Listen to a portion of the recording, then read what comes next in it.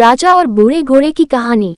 एक राजा था, उसके अस्तबल में बहुत सारे घोड़े थे, लेकिन उन सभी में से एक घोड़ा ऐसा भी था जो सभी घोड़ों से ज्यादा शक्तिशाली और युद्ध कौशल में निपुण था। राजा हर युद्ध में उसकी पीठ पर बैठकर जाता और युद्ध जीत कर आता था, इसलिए राजा उसे बहुत प्यार करता था। समय के साथ घोड़ा बूढ़ा हो गया। राजा को लगा कि अब शायद उसका घोड़ा पहले की तरह युद्ध में सहयोग नहीं कर पाएगा, इसलिए उसने घोड़े को युद्ध में ले जाना बंद कर दिया। अब घोड़ा सारा दिन अस्तबल में बैठा रहता था या घास चरने मैदान में चला जाता था।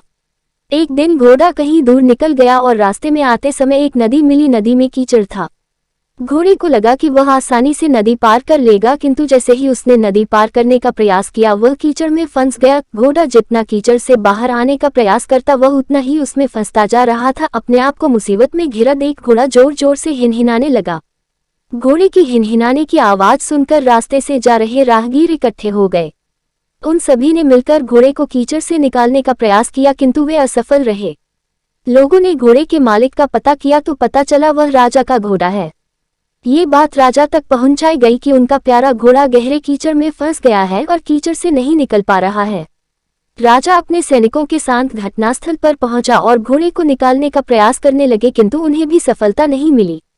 अब राजा भी बहुत परेशान हो गया। उसने अपने मंत्रियों को बुलाकर सलाह ली। तभी एक बुजुर्ग मंत्री ने सलाह दी कि घोड़े के पास युद्ध के नगाड़े बजवा दिए जाएं और आसपास युद्ध का माहौल तैयार किया जाए। राजा को बूढ़े मंत्री की सलाह अच्छी लगी और उसने वैसा ही किया।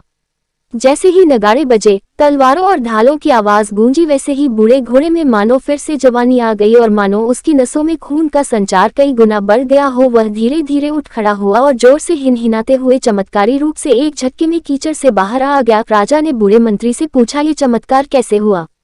मंत्री ने उत्तर दिया, ये घोड़ा बूढ़ा जरूर हो गया है, लेकिन जब इसे काम नहीं लिया गया तो इसके अंदर का उत्साह और आत्मविश्वास खत्म हो गया था और आज फिर से वही माहौल मिला तो उसमें उत्साह का संचार हुआ और ताकत लौट आई है।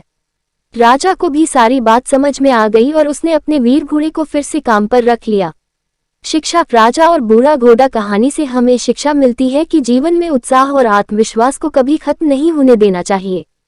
कहानी पसंद आए तो चैनल को लाइक, सब्सक्राइब, शेयर जरूर करें। मिले हैं नेक्स्ट स्टोरी में।